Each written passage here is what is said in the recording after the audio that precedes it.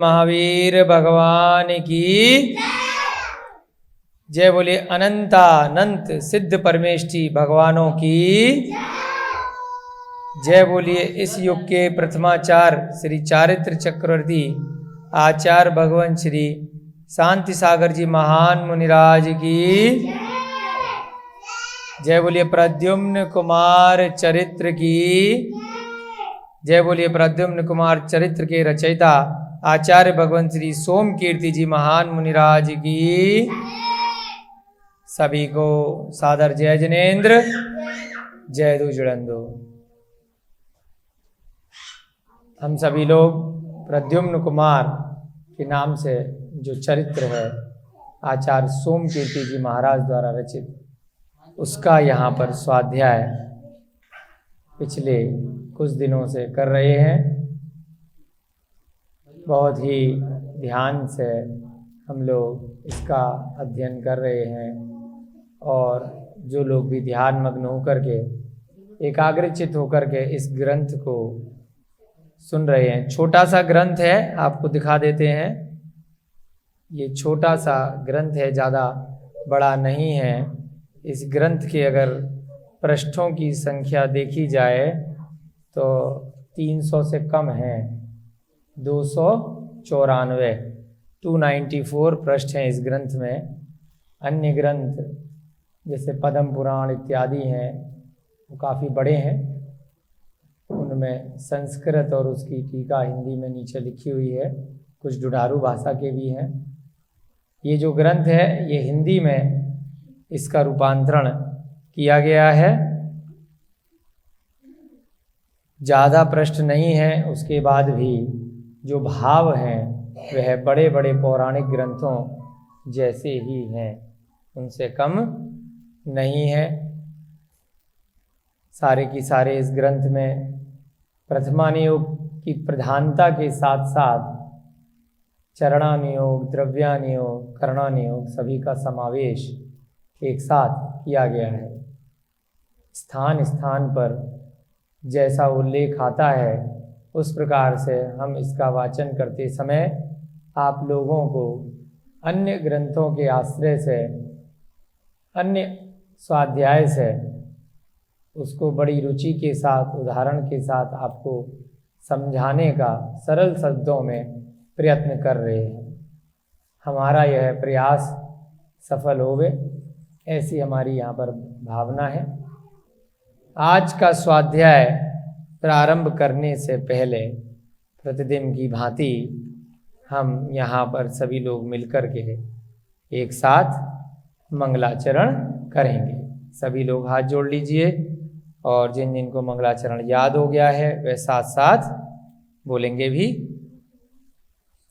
मंगलम भगवान वीरो मंगलम गौतमो गणी मंगलम कुंद कुंदाद्यौ जैन धर्मोस्तु मंगलम सर्वमंगल मांगल्यम सर्वकल्याणकारकम प्रधानम सर्वधर्माणम जैनम जयतु शासनम जैनम जयतु शासनम जैनम जयतु शासनम।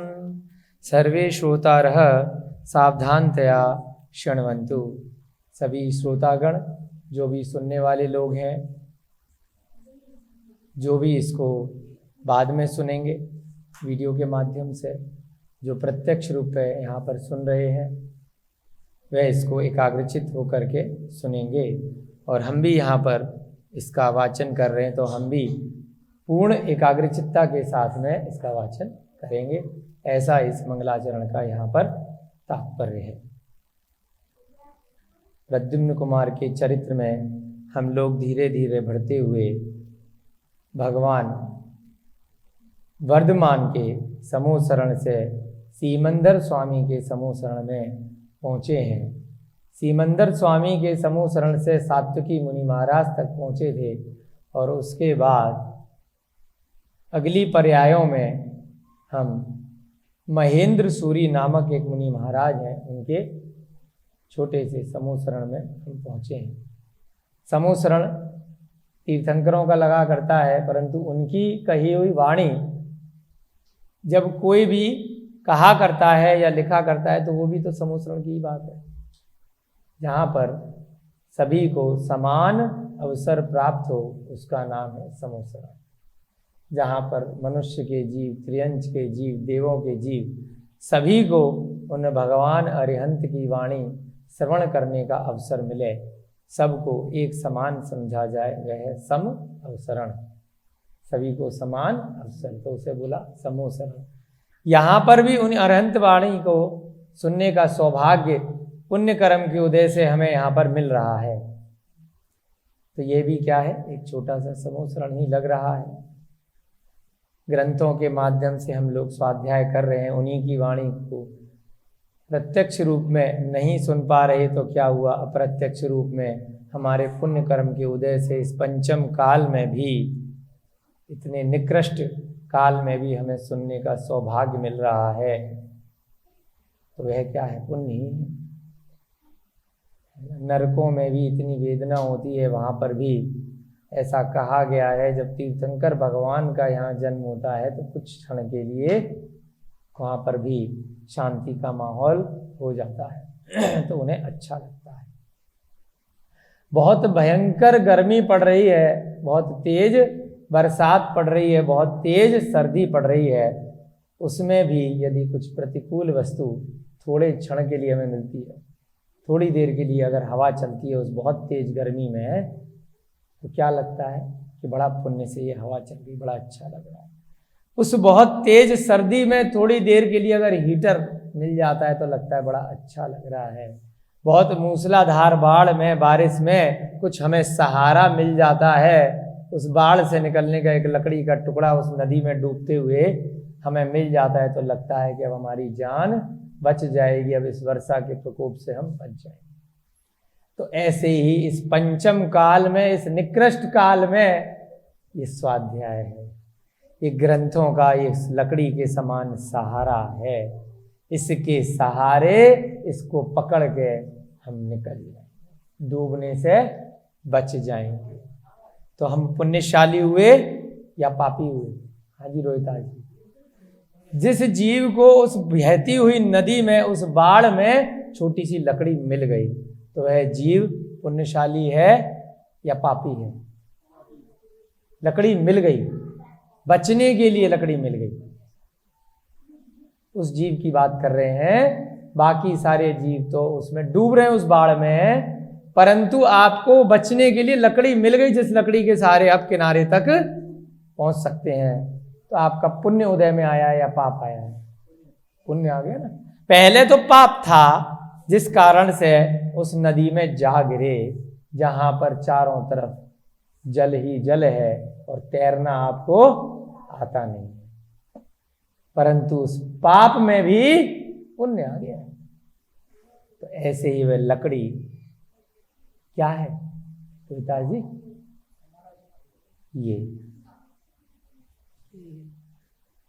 ये स्थान, कहीं हमारा बहुत बुरा पाप कर्म का उदय था, जिस कारण से हम इस पंचम काल में यहां पर आ गिरे।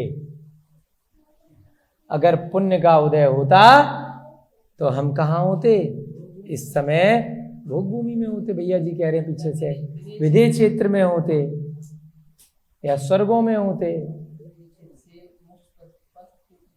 परंतु इसमें भी दो चीज आई, दो विषय वस्तु आई। कि एक व्यक्ति तो वो है जो लकड़ी को पकड़ रहा है, पहले यहां पर पाप से गिरा था और अब उसको किसी भी आश्रय से वो लकड़ी मिल गई, उससे बच रहा है। और एक दूसरा व्यक्ति है जो उस बहती हुई नदी में लकड़ियां फेंक रहा है। बहुत सारे जीव डूब रहे हैं, रस्सियां फेंक रहा है कि इसको पकड़ के आ जाओ, है ना। तो इस पंचम काल में भी ये जो महाराज हैं, ये कौन है? लकड़ी फेंकने वाले, लकड़ी पकड़ने वाले? ये तो लकड़ी फेंक रहे हैं, रस्सी फेंक रहे हैं। जो जम्बू स्वामी इस पंचम काल में हुए, आचार्य भद्रबाहु इस पंचम काल में हुए, आचार्य उमा स्वामी इस पंचम काल में हुए, आचार्य समंत भद्र इस पंचम काल में हुए, आचार्य अकलंक निकलंक हुए ना, आचार्य जिनसेन नाम लेते हैं हम सुबह पूजा में, आचार्य जिनसेन स्वामी है ना, आचार्य रविशेण स्वामी, आचार्य कुंद कुंद स्वामी, चतुर्थ काल के हैं बताइए, पंचम काल के हैं। वह किसी कर्म से यहाँ पर आ गए, कोई दिक्कत नहीं। पहले तो लकड़ी पकड़ के बाहर आए, उसके बाद क्या किया, जो कार्य तीर्थंकरों ने किया था। तीर्थंकर का मतलब क्या होता है, तीर्थंकर का शाब्दिक अर्थ जो तीर्थ की प्रवृत्ति करे, यानी जो मार्ग बताए इस संसार से उस संसार में कैसे जाया जा सकता है। इस संसार माने ये चतुर्वतियों का जो संसार है, और उस संसार माने जो मोक्ष का संसार है, जो सिद्ध सिला है। यहां से निकल करके उस संसार पे जाने का जो धागा दे, जो रस्सी दे, इस रस्सी को पकड़ करके आ जाना, तो वो है तीर्थंकर। और उनके मार्ग पर जो पहले चले और वही रस्सी को दूसरों के लिए भी देने लग जाए, वो है आचार्य महाराज, मुनि महाराज, साधु परमेष्ठी, उपाध्याय परमेष्ठी, वो है। सिद्ध और अरिहंत तो उस मार्ग पे निकल लिए, बाकी के तीन कौन, आचार्य उपाध्याय साधु, जो खुद भी उस मार्ग पर चले और बाकी के अन्य जीवों के लिए वह मार्ग बताया। तो पंचम काल में वह रस्सी देने वाले, लकड़ी देने वाले कौन, अभी वर्तमान में जिनका स्वाध्याय कर रहे, मान लीजिए सोमकीर्ति जी महाराज, उमा स्वामी महाराज, कुंद कुंद जैसे हजारों महाराज, जिनके ग्रंथ हमें वर्तमान में इस पंचम काल में उपलब्ध है। तो हमें कैसा बनना है शास्त्री जी बताइए, रस्सी पकड़ना है या रस्सी पकड़ के औरों के लिए भी रस्सी देनी है? हाँ, तो यहाँ पर कितना पुण्य अपना तेज है कि हम लोग ऐसी भावना करें कि जो भी यहाँ पर सीख रहे हैं उसको आगे सिखाएं। जो अन्य जीव किसी भी कारण से पंचम काल में यहाँ पर आ गिरे हैं, तो उनको भी प्रेरणा दें कि बचो, तो हमारा डबल पुण्य हो जाएगा। पुण्यानुबंधी पुण्य इसको बोला कि पुण्य के काल में पिछला कुछ पुण्य बचा रह गया था जिससे ये स्वाध्याय मिला, उसका अनुबंध करें और आगे के लिए भी अपना पुण्य बढ़ाते रहें। जो लोग यहाँ पर मनुष्य पर्याय में आ गए किसी पिछले पुण्य से, उसके बाद यहाँ पर पाप कर्मों में उनकी प्रवृत्ति हो गई, मांस आदि भक्षण कर रहे हैं, अन्य जीवों के प्रति किसी प्रकार की हिंसा, कषाय आदि पाप कर रहे हैं, परिग्रह कर रहे हैं, तो पुण्य को समाप्त कर रहे हैं। हमें क्या करना है, इससे स्वाध्याय से पहले स्वयं स्वाध्याय करना है, फिर अन्य के लिए कराना है। कुछ ऐसा कार्य करना है कि अभी पंचम काल में जो भी समय बचा हुआ है, लगभग 21,000 वर्ष के काल में 2-2,500 वर्ष निकले हैं, तो हम लोगों की प्रेरणा से आगे के जीव आगे बढ़ते रहें और भविष्य के काल में 21,000 काल तक इस धर्म को चलाते रहें, लेकर जाएं। तो क्या पता उस पाप कर्म के उदय से हमारा जन्म यहाँ पर पंचम काल में शायद इसलिए हुआ हो कि यहाँ पर भी हमें 21,000 काल तक इस धर्म की पताका को लहराना है।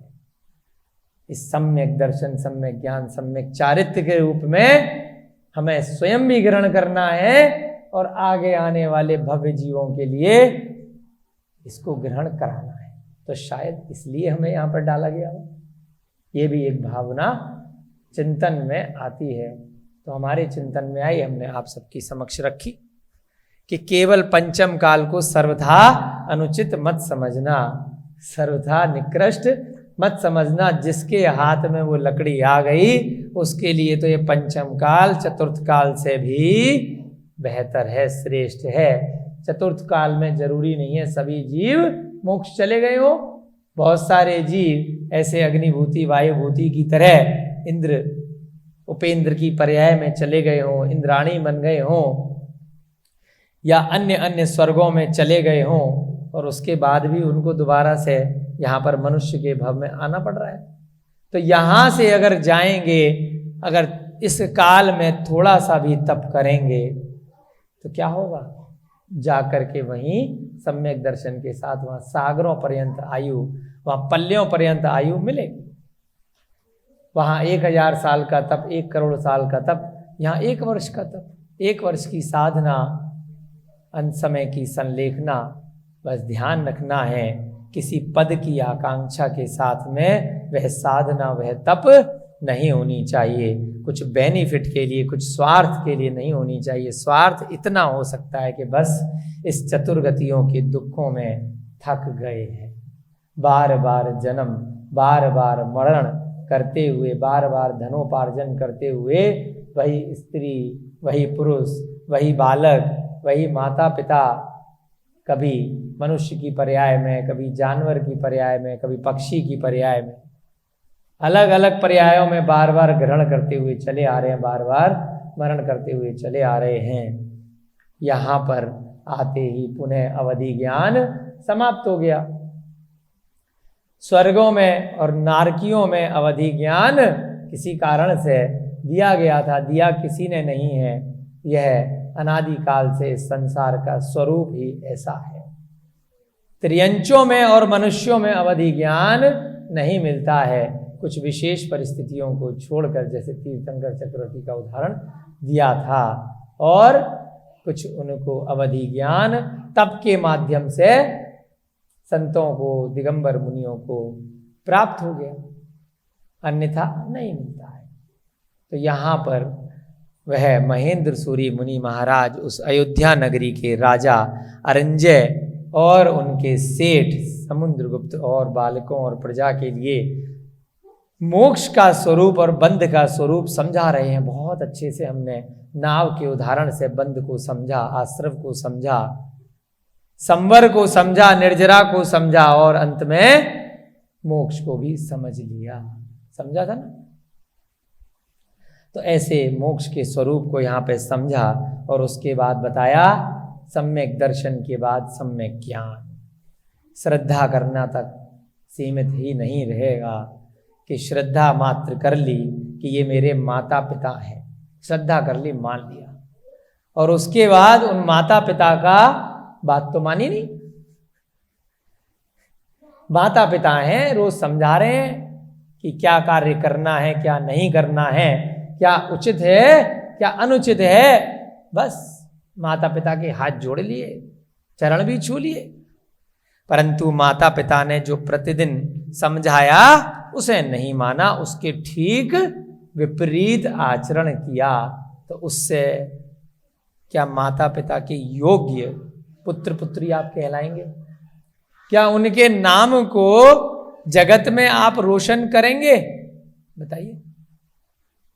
तो हम राम को माता पिता कहते हैं, सीता को माता कहते हैं लोग, श्री कृष्ण को पिता कहते हैं, राधा या रुक्मिणी को माता भी कह देते हैं। क्या उनके पद चिन्हों पे हम चल रहे हैं? बस उनके नाम पर क्या करते हैं? हिंसा आदि पाप करते हैं। तो वह राम भी सोचते होंगे कि हाय मेरे पुत्रों, इससे अच्छा तुम मेरे को अपना पुत्र मत कहलवाओ। क्या कर देते हैं आजकल, अगर कोई पुत्र पुत्री गलत कार्य करता है, माता पिता का नाम खराब करता है, तो एक विकल्प माता पिता के मन में आता है, अखबार में इश्तिहार देते हैं कि हमने इससे संबंध विच्छेद कर लिया है, मेरी संपत्ति में, मेरे नाम में इसका कोई भी हक नहीं। करते ना? क्यों करते?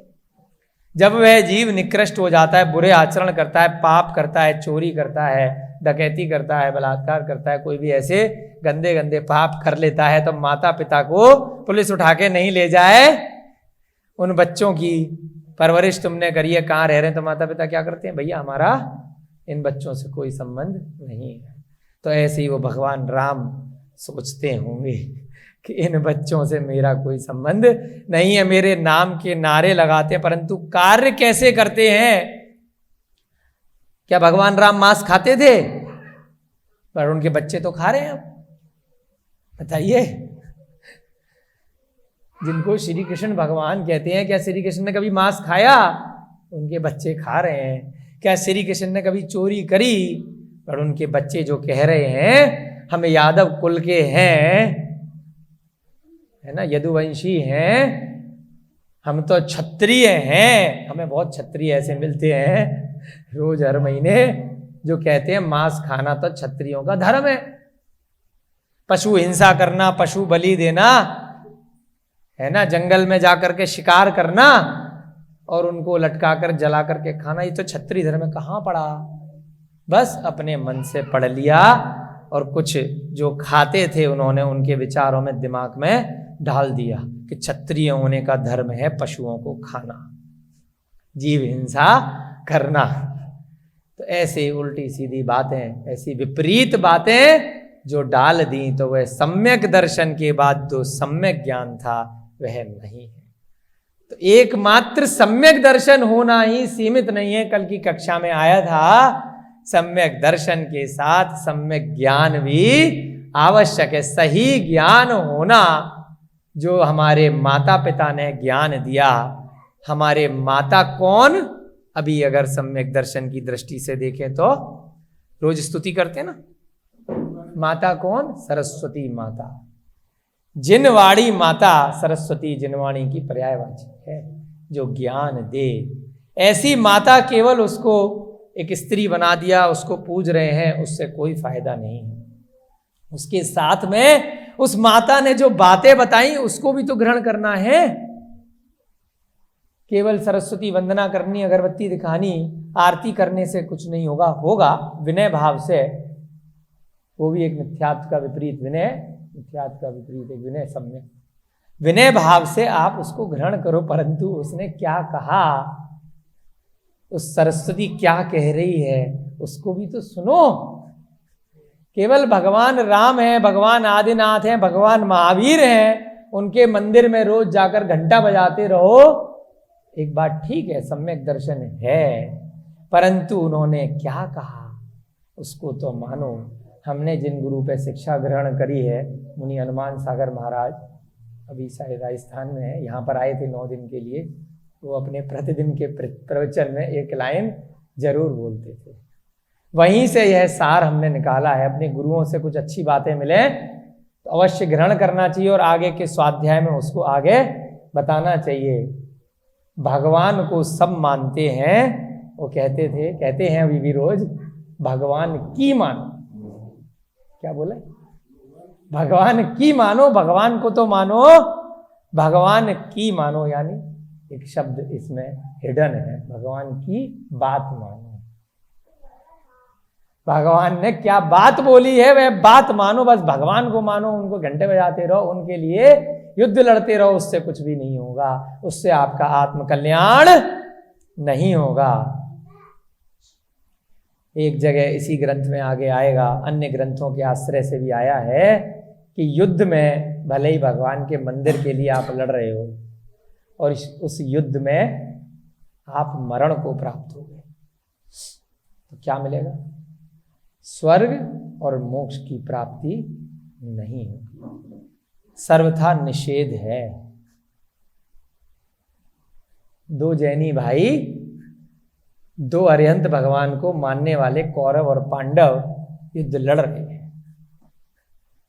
दोनों नेमिनाथ भगवान के रिश्तेदार हैं। अरिहंत को मानते हैं, साक्षात द्वारका नगरी में उनके श्री कृष्ण मित्र रहते हैं, है ना, और उनके सगे संबंधी हैं, उन्हीं के साथ में रह रहे हैं। परंतु महाभारत का युद्ध कर लेते हैं, तो जो उस युद्ध में सैनिक मारे जा रहे हैं उन्हें स्वर्ग और मोक्ष की प्राप्ति नहीं हो रही है, ये ध्यान रखिएगा। है पता नहीं क्या बनेंगे अपने अपने कर्मों से, कषाय से, संकल्पी हिंसा, विरोधी हिंसा, आरंभी हिंसा, ये सब स्वर्ग और मोक्ष के कारण नहीं है। जब तक संलेखना नहीं लोगे, व्रतों को ग्रहण नहीं करोगे, तब तक वैमानिक देव शायद नहीं बन सकते। अन्य देवों में जा सकते हैं, नरक जा सकते हैं, त्रियंच के मार्ग सर्वथा खुले हैं। तो जिसको ध्यान आ गया, हम कई बार सोचते हैं जब चारित्र चक्रवर्ती ग्रंथ पढ़ा करते हैं, आचार्य शांत सागर महाराज का, उनका जन्म अंग्रेजों के काल में हुआ, पता है आप? हमारी आजादी मिलने से उनका जन्म हुआ। तो ऐसा क्या कारण रहा कि आचार्य शांत सागर महाराज युद्ध में शामिल नहीं हुए? ऐसा उस ग्रंथ में उल्लेख नहीं आता है, फिर भी हमारे चिंतन में आया। हर काल में, चाहे अभी अंग्रेजों का काल था, उससे पहले मुगल काल भी रहा, उससे पहले अन्य अन्य जिस जिस स्थान पर जो जो जीव, जैसे ये सोमकीर्ति जीवों का जन्म हुआ होगा, प्रत्येक स्थान पर किसी राजा का शासन होगा, कोई विरोधी राजा ने आक्रमण किया होगा। छोटे छोटे प्रजाएं हुआ करती थी, छोटे छोटे किले होते थे 10, 20, 50 किलोमीटर तक के, तो वह एक स्थान होता था, वहाँ का एक राजा होता था। एक सामंत राजा है, बड़े राजा हैं, तो वह अपने स्थान पर खुश रहते थे, परंतु कहीं ना कहीं कोई विरोधी राजा जो अपने स्थान से खुश नहीं हुआ करता था, वह कभी भी आकर के आक्रमण कर देता था। तो हमेशा डर में जीते थे लोग, कब कौन आ जाएगा, कब आक्रमण कर देगा, हाहाकार मच जाएगी। हमेशा किलों के चारों तरफ सेनाएं तैनात रहती थीं। तो फिर क्या कारण रहा कि कुछ लोग उस काल में भी मुनि महाराज बनते थे, ग्रंथ लिखते थे और आत्म कल्याण के लिए आगे बढ़ते थे। वे भी लोग आ सकते थे, युद्ध पहले लड़ेंगे, बच गए तो कर लेंगे अंत समय में संलेखना, नहीं तो मर गए तो ठीक है। जिनको आत्मज्ञान हो जाता है, जिनको कहीं ऐसा निमित्त मिल जाता है किसी भी पूर्व जन्म के कर्म से, तो वे लोग उस युद्धों के प्रपंच से छूट करके अपनी धर्म की साधना में, धर्म ध्यान में तल्लीन हो जाते हैं, भले ही उनके चारों तरफ युद्ध की हाहाकार चल रही हो। ऐसे ही ये नेमिनाथ भगवान, ऐसे ही महावीर भगवान, ऐसे ही इस काल के वो चंद्रगुप्त, सिकंदर का आक्रमण हुआ, उसे हरा दिया, हराने के बाद छोड़ करके दीक्षा ले ली कि भैया कुछ नहीं रखा। ऐसे ही उसके गुरु चाणक्य सिकंदर को हराने के बाद में दीक्षा ली है। जब ज्ञान हुआ, ज्ञान कैसे हुआ? आचार्य भद्रबाहु की ऐसे ही किसी समूसरण में जाकर के बैठ गए उनकी गुफा में। अरे क्या कर रहा था अब तक, पहले क्यों नहीं मिले? कुछ जीवों को वह ज्ञान पर को हराने से पहले मिल जाता है, युद्ध के संग्राम में विजयी होने से पहले मिल जाता है। तो क्या करते हैं कि युद्ध में जीतना हारना मेरे हाथ में नहीं है, अगर हार गया, मरण को प्राप्त हो गया तो क्या होगा, पता नहीं कहाँ चला जाऊंगा। उस युद्ध से भी वह हारता नहीं है, उसको छोड़ करके दीक्षा ले लेता है। पहले भी आपको ऐसे राजा मधु की कथा पद्म पुराण के उदाहरण से समझाइए। शत्रुघ्न और मधु का युद्ध चल रहा था, मधु हारते हारते दीक्षा ले लेता है, तो वो हारता नहीं है, उस हार को ही जीत में परिवर्तित कर देता है। उसे क्या कहा, एक आजकल का शब्द चलता है, एक फिल्म का डायलॉग चलता है, जो हार को जीत में बदल दें, जो जीत को हार जाए, जीतते जीतते भी हार जाएं, और जो हाथ को जीत में, भैया बोल रहे हैं बाजीगर, तो ऐसे बाजीगर बनो। तो ऐसे सम्यक दर्शन, सम्यक ज्ञान, सम्यक चारित्र को ग्रहण करो। पड़ोस में किसका किससे युद्ध हो रहा है, यूक्रेन का अमेरिका से, रसिया से युद्ध हो रहा है, चाइना का उससे हो रहा है, क्या करना, कौन जीतेगा कौन हारेगा। राजनीति हो रही है, इलेक्शन लड़े जा रहे हैं, सरपंच बन रहे हैं, मुख्यमंत्री बन रहे हैं, नेता बन रहे हैं, सांसद प्रधानमंत्री सब बन रहे हैं, क्या करना। जिसको सम्यक दर्शन सम्यक ज्ञान हो गया वह क्या करेगा, वह ज्यादा इंतजार नहीं करेगा, ज्यादा नहीं, महाव्रती नहीं बन सकता, तो कोई बात नहीं, कुछ कुछ व्रतों को ग्रहण करने का अभ्यास करेगा। तो ऐसे सम्यक ज्ञान को पहले सुनो। यह जो जिनवाणी बता रही है सम्यक ज्ञान बता रही है कि सच्चा ज्ञान क्या है, अरिहंत भगवान कौन होते हैं, संसार समुद्र से कैसे पार निकला जाता है, उसके किनारे कैसे आया जाता है, यह सम्यक ज्ञान है। आत्मा को और शरीर को अलग समझो। 5 प्रकार के ज्ञान कल आपको बताए थे, वह सम्यक ज्ञान के प्रकार हैं। मति श्रुत अवधि मन पर्य, और केवल ज्ञान को प्राप्ति करने का उपक्रम करो, बाकी चक्रों में मत पड़ो। तो ऐसे पंचम काल को भी निकृष्ट से उत्कृष्ट काल में परिवर्तित कर सकते हो। उस लकड़ी को पकड़ करके उस नदी के पार आ सकते हो। उस रस्सी को पकड़ करके सिद्धशिला पे भगवान बुला रहे हैं, वहां पकड़ करके जा सकते हो, पहुंच सकते हो। उस डोर को जाता है ना गीत, पतंग और उसकी डोर, तो डोर क्या है? वही डोर है जो मोक्ष तक आपको ले जाएगी। सम्यक चारित्र, इसके बाद तीसरी वस्तु आई थी। सम्यक ज्ञान आपको समझ में आ गया। मुख्यतः सम्यक ज्ञान जो अरिहंत की वाणी है, जो जिनवाणी है, उसका धीरे धीरे स्वाध्याय करना सम्यक ज्ञान है। सम्यक ज्ञान से रहित जीव जो ध्यान अवस्था में पहुंचते हैं, बहुत सारे कोर्स चलाए जाते हैं आर्ट ऑफ लिविंग के और अन्य अन्य प्रकार से पूरे विश्व में मेडिटेशन के, ध्यान के, है ना, अन्य मतियों द्वारा बहुत सारे कोर्स चलाए जाते हैं। बहुत सारे लोग उस ध्यान की अवस्था में पहुंचते हैं। विपස්සना के कोर्स भी चलाए जाते हैं कि ध्यान में उतरना है, अपने मन वचन काया की प्रवृत्ति को रोकने का अभ्यास करना है। उसी अभ्यास में हमारे सामने भी बहुत सारे ऐसे लोग, मनुष्य आते हैं, मित्रगण, कहते हैं बहुत अच्छी अनुभूति हुई, बहुत सारे दुख दूर हुए। कैसे हो जाते हैं? सम्यक ज्ञान से रहित वह खाली ध्यान के अभ्यास में भी संसार के सुख मिल सकते हैं। क्यों? क्योंकि कुछ पल के लिए, कुछ घंटों के लिए, कुछ दिनों के लिए आपने सांसारिक गतिविधियों से परे कुछ प्रवृत्ति करी है। मौन ले लिया, 10 दिन तक मौन में बैठ गए, 1 दिन तक, 1 घंटे तक ध्यान लगाते हैं ना, मेडिटेशन जिसको अंग्रेजी में बोलते हैं, तो उससे भी आपको आत्म शांति प्राप्त होती है।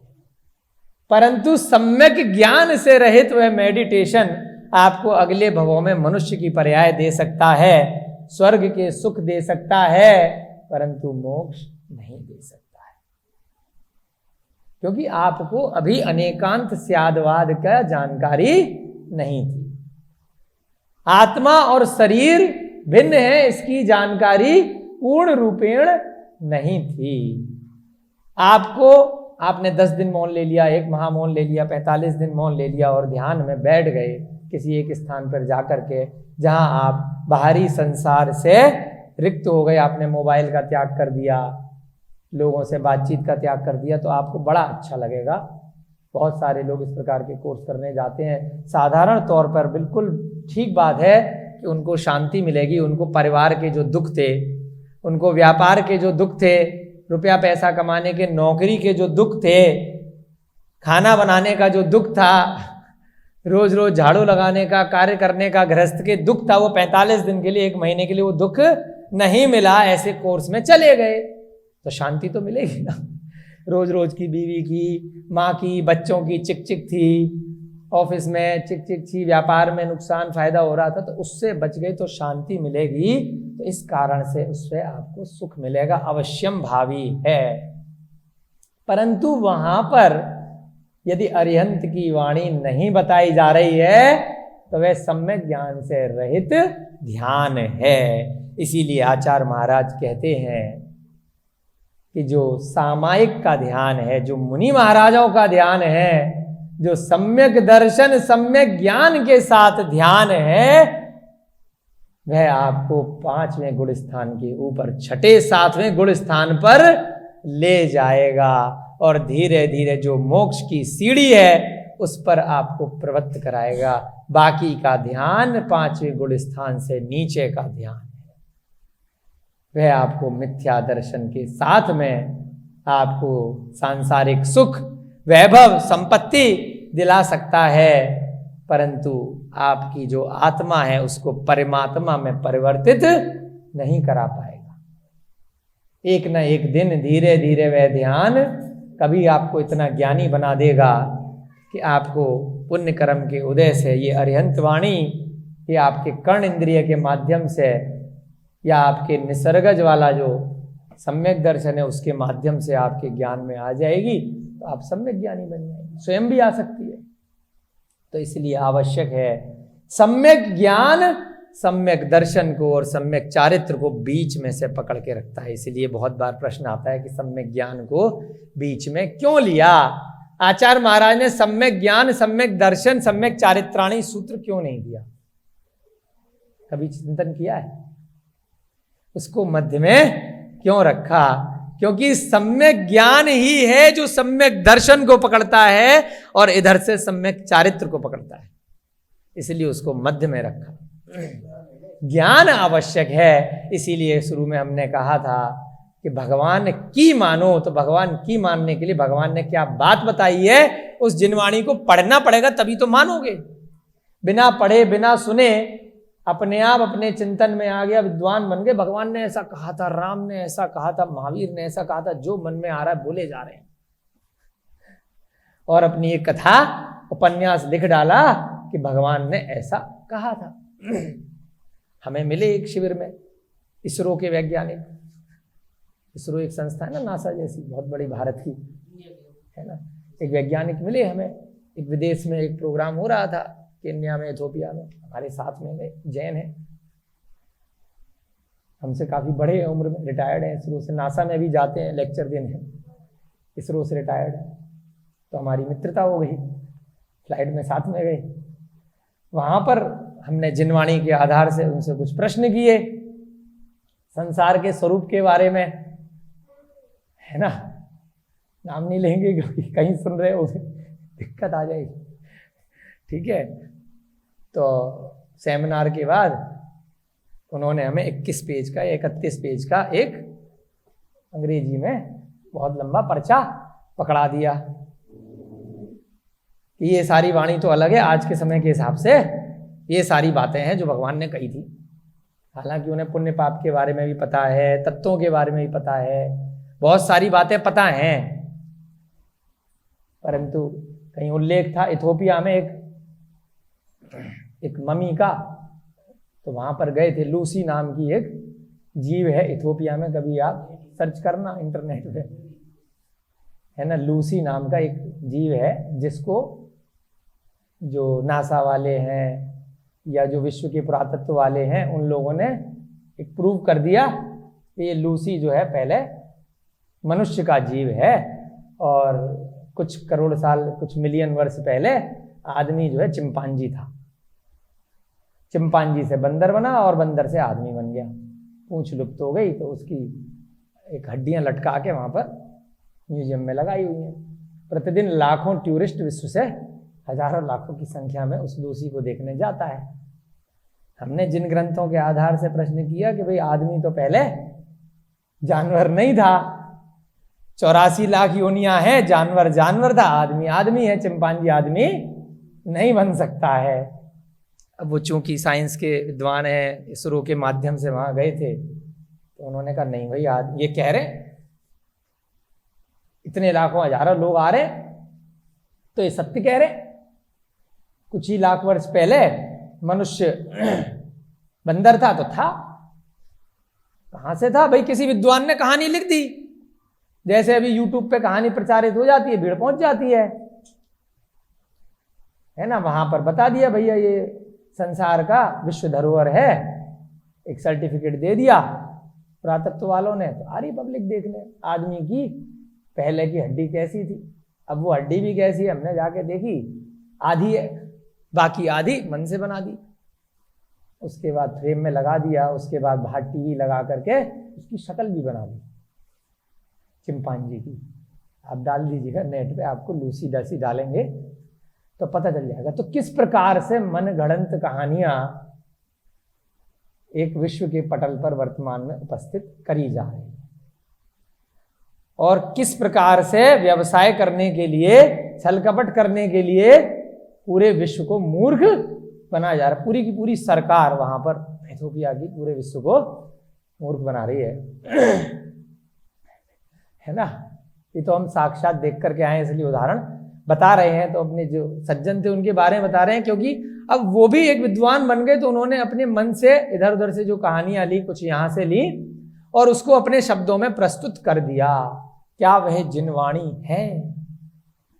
वह जिनवाणी नहीं है। आपने लोगों को अपनी विद्वता प्रमाणित करने के लिए आपने कुछ कथाएं लिख दी। वह सम्यक ज्ञान नहीं है। वह क्या है? वह मिथ्या ज्ञान की ही श्रेणी में आएगा। तो ऐसे सम्यक ज्ञान के विपरीत मिथ्या ज्ञान से बचो। संसार में, पुस्तकों में, पाठ्यक्रम में, भारतवर्ष में भी और भारत के बाहर भी ऐसे बहुत सारे स्कूल कॉलेजेस में मिथ्या ज्ञान आपको परोसा जाएगा, जिससे आप संसार में धनोपार्जन तो कर सकते हैं परंतु वह मोक्ष का कारण नहीं है। उसको किसी कारण से आप कहीं नौकरी कर रहे हैं, व्यवसाय कर रहे हैं, आपको मानना आवश्यक हो सकता है, आप विवश हो सकते हो, परंतु अपनी आत्मा के ज्ञान में यही ज्ञान रखना कि शरीर और आत्मा अलग अलग हैं। शरीर को मोक्ष नहीं होता है, आत्मा को मोक्ष होता है। शरीर यहीं रह जाता है, आत्मा बार बार दूसरे शरीर ग्रहण करती है, दूसरी पर्याय ग्रहण करती है। इसलिए कहा सम्यक ज्ञान प्राप्त करना बहुत जरूरी है। सम्यक ज्ञान के साथ ही सम्यक दर्शन हो सकता है और सम्यक ज्ञान के साथ ही सम्यक चारित्र ग्रहण कर सकते हो। सीधे किसी मुनि महाराज को देख करके कोई वस्त्रों का त्याग कर दे और ध्यान लगाकर बैठ जाए तो वह सम्यक चारित्र नहीं है। उसे अब नागा साधु, नग्न साधु तो कह सकते हैं, परंतु दिगंबर सम्यक चारित्र नहीं कह सकते। किसी व्रती को देख करके कोई खाना छोड़ दे, गृहस्थ के धर्म ले ले, उसको पता ही नहीं है मैं क्यों ले रहा हूं, कोई बाहर का खाना छोड़ दे डॉक्टर के कहने पर। किसके कहने पर? डॉक्टर के कहने पर बाहर का कुछ भी नहीं खाता है, उबला हुआ पानी पीता है, फलों का जूस पीता है, प्रासुक करके सारी विषय वस्तु ले रहा है, 1 माह 2 माह 6 माह तक ले रहा है। किसके कहने पर? डॉक्टर के कहने पर ले रहा है। तो क्या वह सम्यक चारित्र है? बताइए। ले तो वो भी रहा है, कुछ नहीं खा रहा बाहर का, उसे पता नहीं है, मोक्ष का कारण नहीं है, परंतु अनजाने में उसने जीवों की हिंसा नहीं करी तो उसका फल उसे क्या मिलेगा? उसका स्वास्थ्य ठीक हो जाएगा, उसका कैंसर ठीक हो जाएगा। इसके लिए 21 दिन के कोर्स कराए जाते हैं मिथ्या ज्ञान के साथ भी।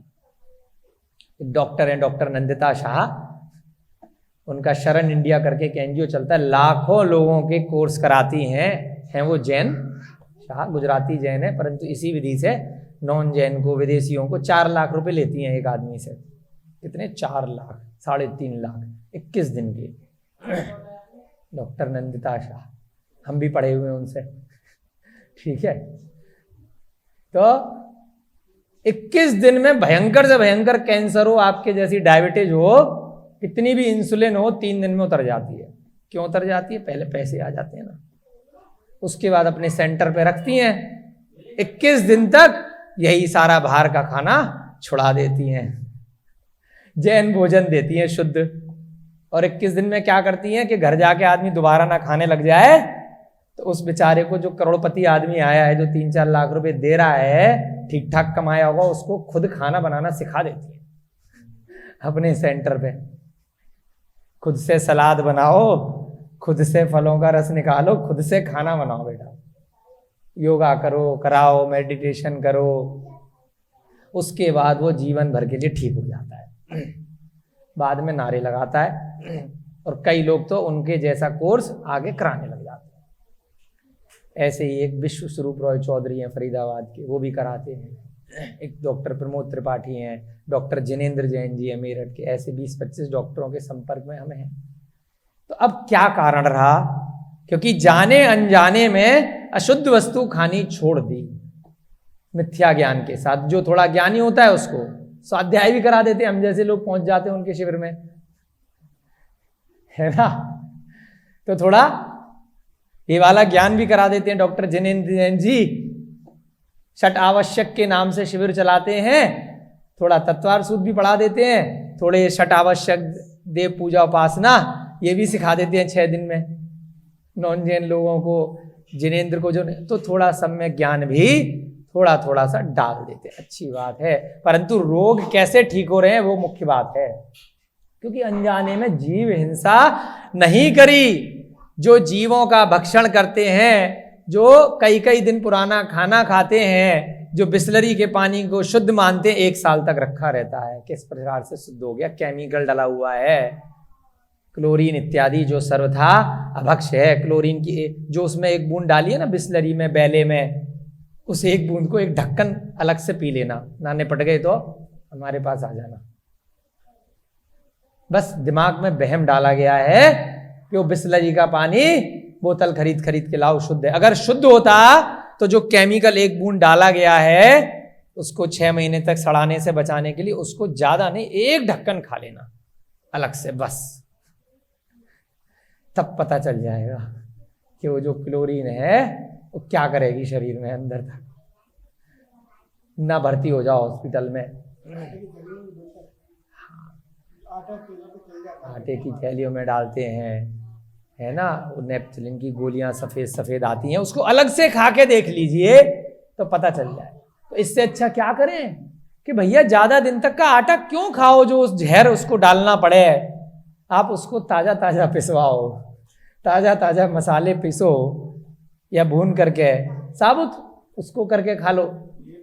ताजा ताजा अपना पानी लो और उसको छान करके उबाल के उसको ग्रहण कर लो। क्या दिक्कत है? क्यों आलस करना कि बर्गर को 6 महीने तक फ्रिज में रखना, ब्रेड को इतने इतने दिन तक रखना, बिस्किट को संभाल के रखना, चिप्स पैकेट को। तो यहां पर क्या बोला, इतना कार्य करने से ही अगर सम्यक ज्ञान के साथ कर लिया तो अणुव्रत कहलाए, कुछ अलग से नहीं कराए। हम पिछले 6-7 सालों से चला रहे हैं ना अपनी, 2016 के आसपास में हमने लिए थे, 2022 आ गई, चल रही है ना जीविका। कोई दिक्कत आ रही है क्या? आप लोगों के सामने भी इतने सालों से देख रहे हो, कोई दिक्कत नहीं आ रही है। सम्यक ज्ञान के साथ में ग्रहण कर लिए तो आपके सामने एक उदाहरण हम भी है, तो बाकी भी हमारे सामने बहुत सारे मिलते हैं। तो रोगों की उत्पत्ति समाप्त हो जाती है। कभी भी किसी प्रकार का छोटा मोटा बड़ा रोग बिल्कुल नहीं होगा, आप मान के चलिए।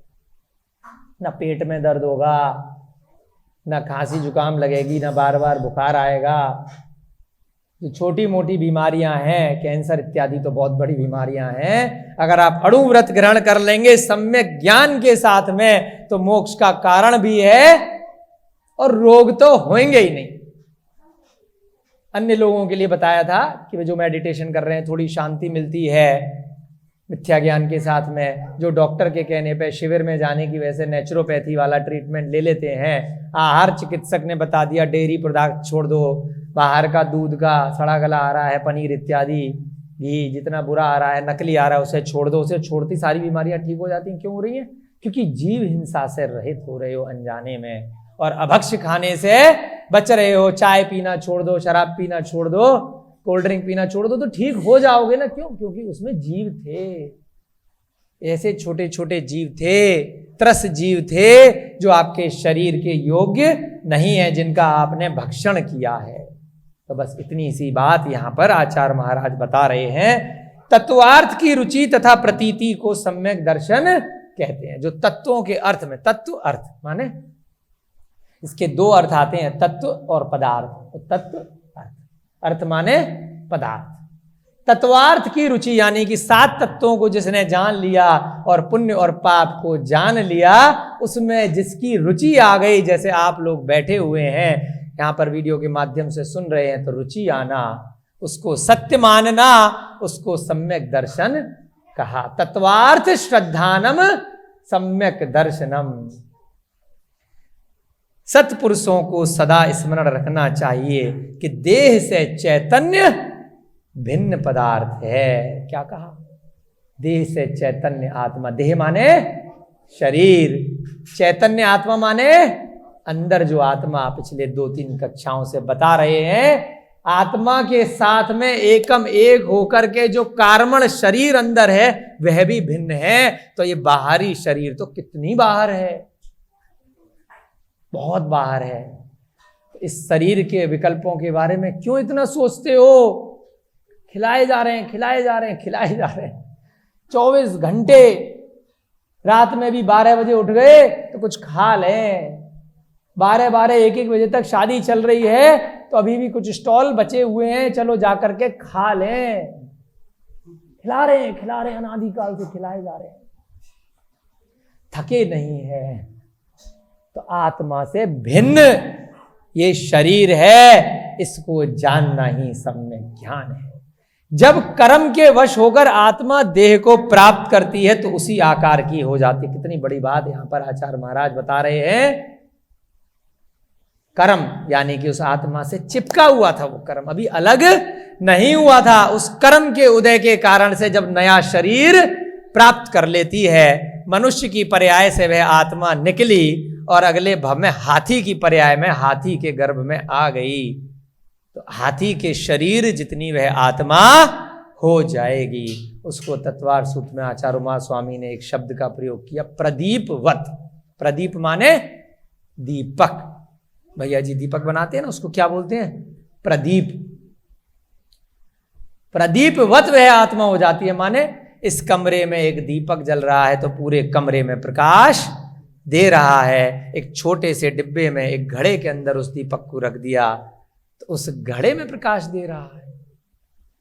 तो ऐसे ही ये आत्मा के प्रदेश हैं। चींटी के अंदर चींटी जितनी आत्मा, हाथी के अंदर हाथी जितनी आत्मा, इस छोटे बालक के अंदर बालक जितनी आत्मा। जब ये बड़ा हो जाएगा 6 फुट का, 5 फुट का, तो 2 फुट से 5 फुट की आत्मा। तो इसे क्या कहा कि आत्मा के आत्म प्रदेश जो हैं उस शरीरवत हो जाते हैं। जिस भी देह को प्राप्त करती है तो वह मक्खी के अंदर भी आत्मा है। उस एक इंद्रिय जो दिखाई नहीं दे रहा, वायु का एक जीव, जल का एक जीव, अग्नि का एक जीव, पृथ्वी का एक जीव, वनस्पति का एक जीव, उसके अंदर भी आत्मा विद्यमान है।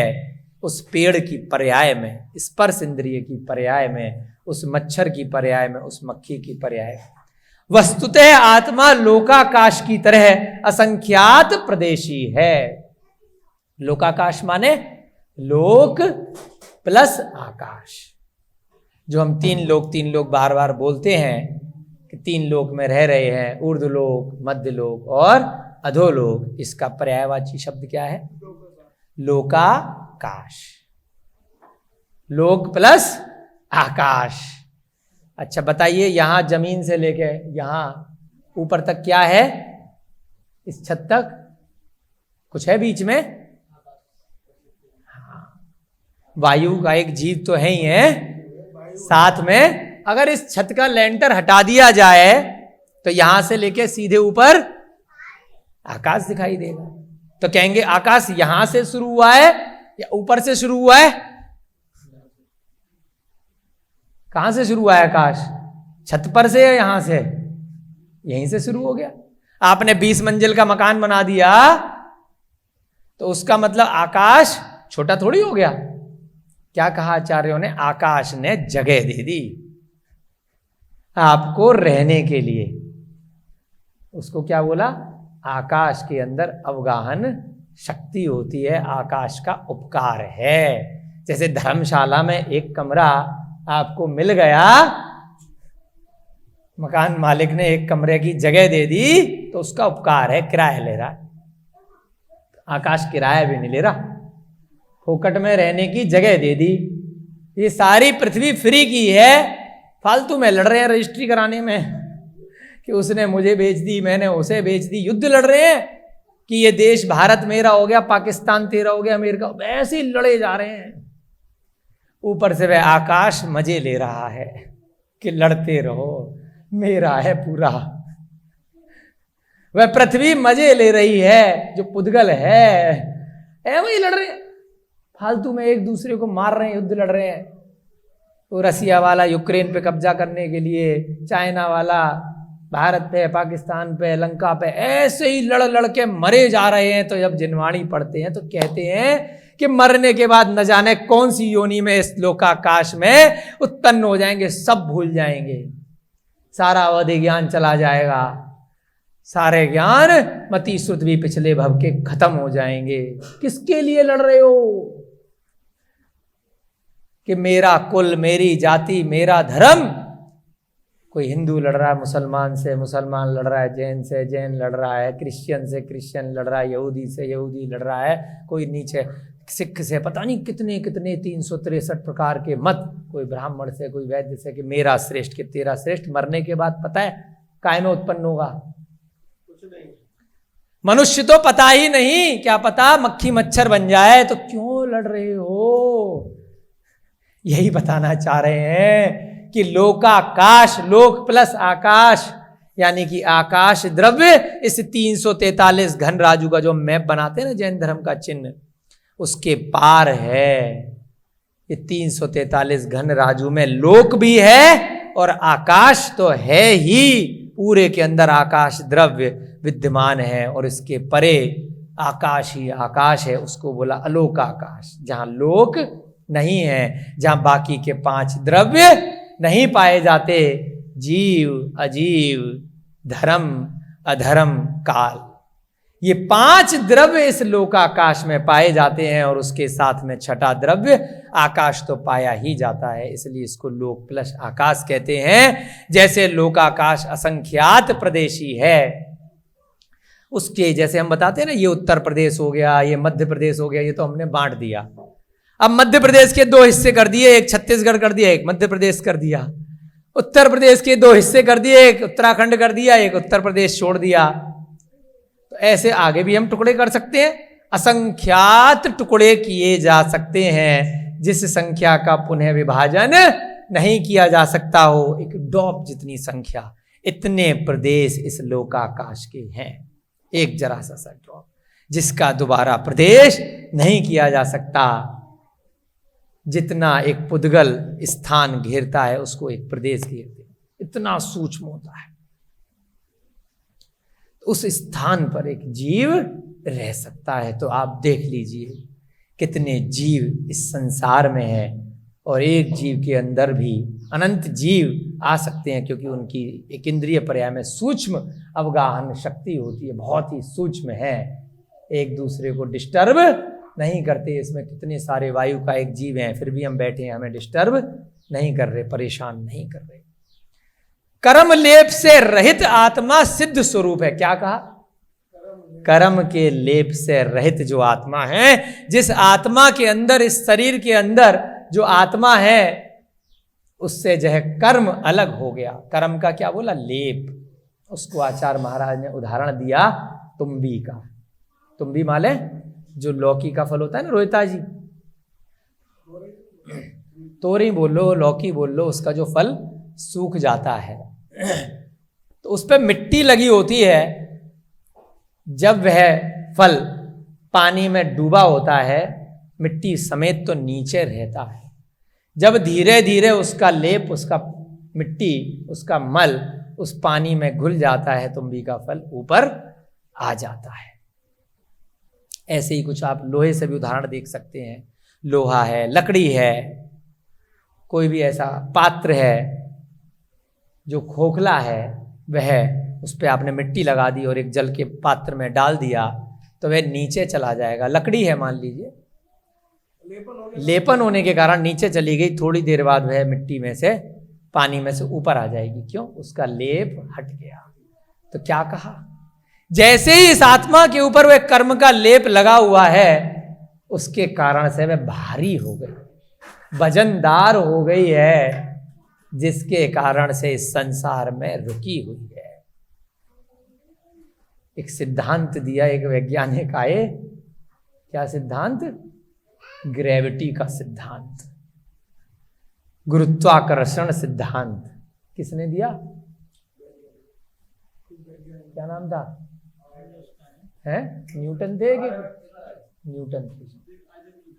Isaac Newton. क्या बोला उन्होंने? गुरुत्वाकर्षण, कि कोई वस्तु अपने भार के कारण नीचे गिर जाती है, तो हल्की वस्तु क्यों नहीं गिरती है? पक्षी क्यों ऊपर उड़ रहे हैं? छोटा सा कागज का टुकड़ा है, वो हवा में क्यों उड़ रहा है?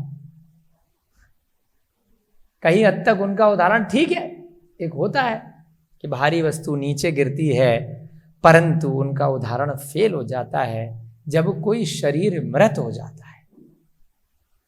नदी में वह शरीर गिरता है, जब तक जान होती है वो डूब रहा होता है, मरने के बाद ऊपर आ जाता है।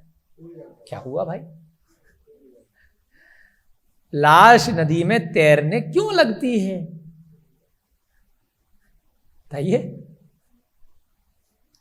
कहां गया वो गुरुत्वाकर्षण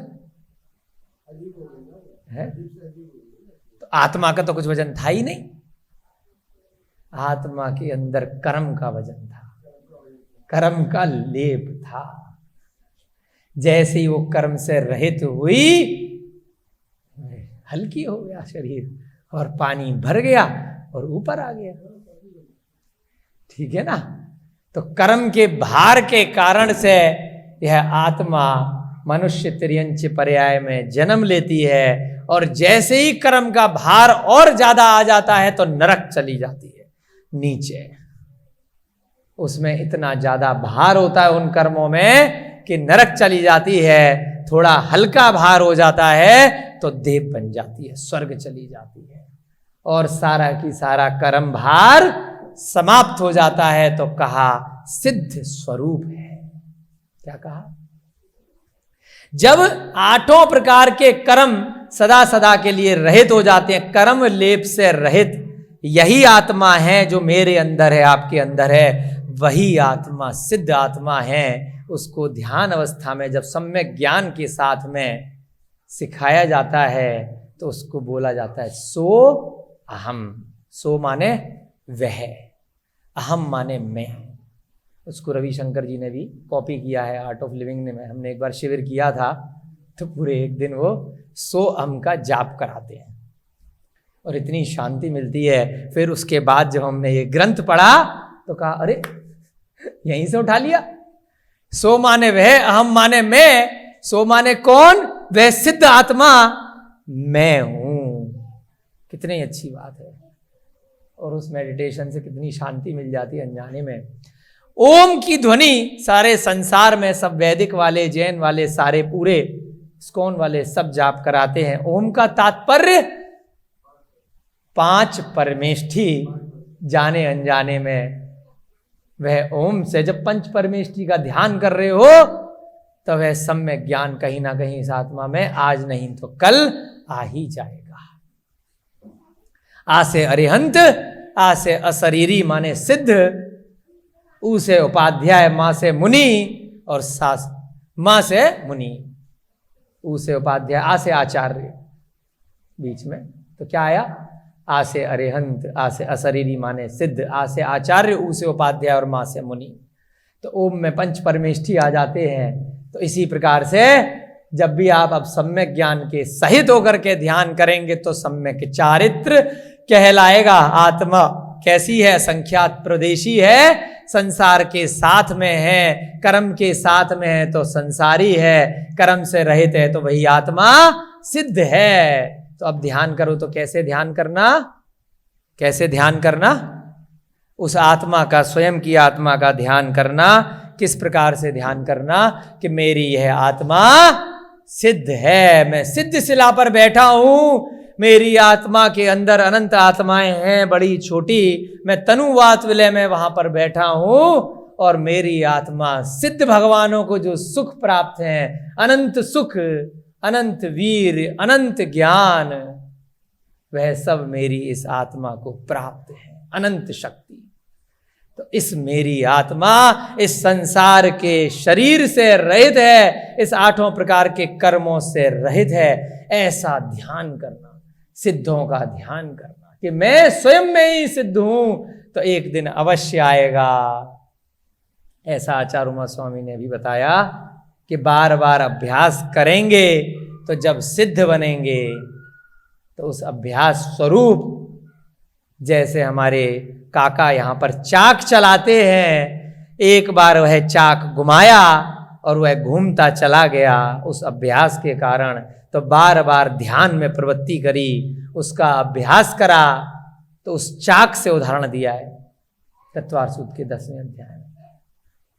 चाकवत, जैसे कि एक कुम्हार एक मिट्टी का बर्तन बनाते समय चाक को घुमाता है और वह बाद में निरंतर घूमता रहता है, तो बार बार आप सिद्ध स्वरूप का ध्यान करेंगे तो वह वस्तु आपको अवश्य मिल जाएगी। जैसे ही आत्मा कर्म से रहित होगी तो एक समय में उस अग्नि की ज्वाला के समान जैसे वह हमेशा ऊपर की तरफ जाती है, तो वैसे ही आत्मा ऊर्ध्वगामी होकर ऊपर की तरफ जाएगी और तनुवात विलय में सदा सदा के लिए विराजमान हो जाएगी। आप मोमबत्ती को उल्टा करेंगे तब भी लौ नीचे जाएगी क्या? लौ उल्टी जाएगी, मोम टपकाती जाएगी। दीपक को उल्टा करेंगे लौ ऊपर जाएगी, गैस के चूल्हे को उल्टा कर देंगे लौ ऊपर जाएगी। ऐसे ही आत्मा हमेशा ऊपर जाती है। कारण, क्योंकि आत्मा का स्वभाव ऊर्ध्वगामी है। जैसे वह तुम्बी का स्वभाव था, जैसे वह चाक का स्वभाव था, जैसे वह अग्नि का स्वभाव था, ऐसे ही आत्मा का स्वभाव है, वह ऊपर की ओर जाएगी। कर्मों का स्वभाव था नीचे ले जाना, आत्मा का स्वभाव है ऊपर ले जाना। तो ऐसी सिद्ध आत्मा का हमेशा ध्यान करना चाहिए। अब बता रहे हैं जो बात अभी आपको बताई, आचार्य ने ही बताई है। आत्मा का इस प्रकार ध्यान करना चाहिए। जो लोग मेडिटेशन करते हैं, अगर आज की कक्षा को सुन रहे हैं तो थोड़ा इस कक्षा के भावों से आगे मेडिटेशन करना, कितना आनंद आएगा, कितने कर्मों की निर्जरा होगी आप देखिएगा। आत्मा का इस प्रकार ध्यान करना चाहिए कि वह नित्य, नित्य माने जो बारे भावना में सिखाते हैं, हमेशा विद्यमान रहने वाली है। किसी के मारने से वह आत्मा नहीं मरेगी, शरीर के मरण से वह आत्मा नहीं मरेगी। नित्य माने हमेशा है, सदा है, ऑलवेज है, विनाश रहित है, नाश से रहित है। चाकू लगेगा, गोली लगेगी, अग्नि की ज्वाला में आप मर जाओगे, बुढ़ापे आने में मर जाओगे, लेकिन आत्मा नाश नहीं होगी। मोक्ष प्राप्त करने में भी आत्मा का नाश नहीं होता है। वह आत्मा सिद्ध सिला में हमेशा हमेशा के लिए विद्यमान हो जाती है। वृद्धावस्था रहित है, उस आत्मा का बुढ़ापा नहीं आता है। शरीर का बुढ़ापा आता है, शरीर को रोग आते हैं। जन्म कर्म रहित है, जन्म मरण जन्म नहीं लेती आत्मा, मरण नहीं लेती। उस आत्मा के ऊपर जो कर्म थे, उस कर्म के कारण से कोई पर्याय मिली है तो मान लिया कि जन्म हो गया, मरण हो गया तो मान लिया मरण हो गया। जो ज्ञानी जीव है किसी के जन्म मरण से दुखी नहीं होता है, चाहे घर में बच्चा जन्म ले लिया या मर गया, या माता पिता का जन्म हो गया मरण हो गया, कोई दुख नहीं मनाता है। बाधा रहित है, आत्मा को कोई भी नहीं रोक सकता। ये पत्थर जो लगा हुआ है, यहां से मरण होगा और ऊपर जाकर के जन्म होना होगा, तो ये लेंटर नहीं रोक पाएगा। ना कोई पर्वत रोक सकता, ना नदी रोक सकती, ना बीच में कुछ भी आ जाए, अग्नि आ जाए, पाताल आ जाए, समुद्र आ जाए। उस आत्मा का जहां का कर्म बंद हो गया है, जहां पर जाकर के उसको अब जन्म लेना है, तो बाधा रहित है, गुण रहित है। उस आत्मा में कोई भी गुण अपने स्वयं के नहीं है। वह कैसी है? अनंत शक्ति, अनंत वीर, अनंत सुख। गुण नहीं है जो पर्याय के कारण से। गुण माने जो पुद्गल के गुण होते हैं, दुर्गंध, सुगंध, खट्टा, मीठा, है ना। कोई भी गुण नहीं है उसके अंदर, कोई भी आवाज नहीं है, कोई भी शब्द नहीं है आत्मा के, ना वो दिखाई दे सकती है। बट ज्ञान के माध्यम से हम यह समझ सकते हैं कि आपके अंदर आपकी जितनी आत्मा है, अंगूठे में भी पैर के आत्मा है, हाल के अंदर जितनी ये शरीर है उसमें आत्मा है, ऊपर ऊपर की जो थोड़ी सी स्किन है उसमें आत्मा नहीं हो सकती। बस बाल हो गए, नाखून हो गए बाहर के, जिनमें कष्ट नहीं होगा। जहां भी आपको चुभन से कष्ट हो रहा है तो वो क्या है? आत्मा है। यहां लगेगा तब भी दर्द होगा, यहां लगेगा तब भी दर्द होगा। सुई चुभाओ चाहे डंडा मारो, तो इसका मतलब ऐसा नहीं है कि यहां डंडा मारा है और दिमाग में संदेश गया है, ऐसा कुछ नहीं है। आत्मा के कारण से वह संदेश पहुंचा है। ऐसी है आत्मा है, तो ऐसा चिंतन हमें करना चाहिए। जब आत्मचिंतन कर्म रहित भाव से होगा तो अवश्य कर्मों का क्षय हो जाएगा। आत्मा का चिंतन कैसे करना है? कर्म रहित।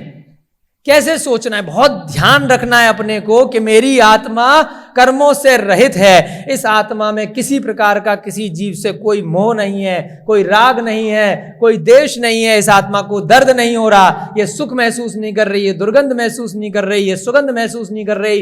इसको कोई भी मार रहा है, कष्ट दे रहा है, आग लगा रहा है, इसको छिन्न भिन्न कर रहा है, मुझे कोई भी कष्ट नहीं हो रहा है, क्योंकि मेरी आत्मा उस कर्मों से भिन्न है। जब ऐसा आत्मचिंतन कोई जीव करता है तो उसे मोक्ष हो जाता है। जब आत्मचिंतन कर्म रहित भाव से होगा, यानी सिद्ध स्वरूप होगा, तो अवश्य ही कर्मों का क्षय हो जाएगा। कर्मों का क्षय कैसे होगा? जो बताया ना बार बार कि कैसे छेनी हथौड़े से अलग करना है। जब बार बार आप सोचोगे ध्यान में कि मेरी आत्मा कर्मों से रहित है, शरीर से रहित है, तो धीरे धीरे करके वो कर्मों की निर्जरा होने लग जाएगी। वही वो छेनी हथौड़े हैं, कुछ इससे अलग नहीं है। पहले बाहरी परिग्रह छोड़ो, उसके बाद आत्मचिंतन ध्यान करो, मेडिटेशन करो सम्यक ज्ञान के साथ में, तो क्या होगा? धीरे धीरे करके वह आत्मचिंतन आप कराते हैं ना कैसेट के माध्यम से या ध्यान के माध्यम से, और हम योग कराते हैं, तो इस प्रकार से कराएंगे तो क्या होगा? कर्मों से रहित हो जाएगी। अवश्यम भावी लिख दिया, अवश्य ही कर्मों का क्षय हो जाएगा। डाउट नहीं किया, मैं नहीं कह रहा हूं, आचार्य महाराज कह रहे हैं, मैं तो बस एक्सप्लेन कर रहा हूं अपने शब्दों में, इन्हीं के शब्द हैं। जब आत्मचिंतन कर्म रहित भाव से होगा तो अवश्य ही, फोकस कर रहे हैं हम, एम्फेसिस दे रहे हैं, अवश्य ही कर्मों का क्षय हो जाएगा। और जब सब कर्मों का क्षय हो जाएगा तो उसी को मोक्ष कहते हैं। अरे वाह, मुद्दे की बात खत्म हो गई। अब आचार्य महेंद्र सूरी जी आज की कक्षा का समापन कर रहे हैं और अंत में कह रहे हैं, हे राजन, किसको बोल रहे थे? अरिंजय को। हम लोग तो टाइम पास सुन रहे थे, जैसे एक चित्र कथा में, मूवी में हम पीवीआर में बैठ के वो कथा सुन रहे हैं, है ना। लेकिन उस राजा के प्रश्न से उसका भी फायदा हो रहा था और हमारा भी देखिए कितना बड़ा फायदा हो गया। हे राजन, तुम्हारे प्रश्न के अनुसार मैंने संक्षेप में बंध एवं मोक्ष के स्वरूप बतलाए हैं, संक्षेप में बताए हैं। बहुत डिटेल में जाओगे तो तुम्हारी उम्र निकल जाएगी, है ना।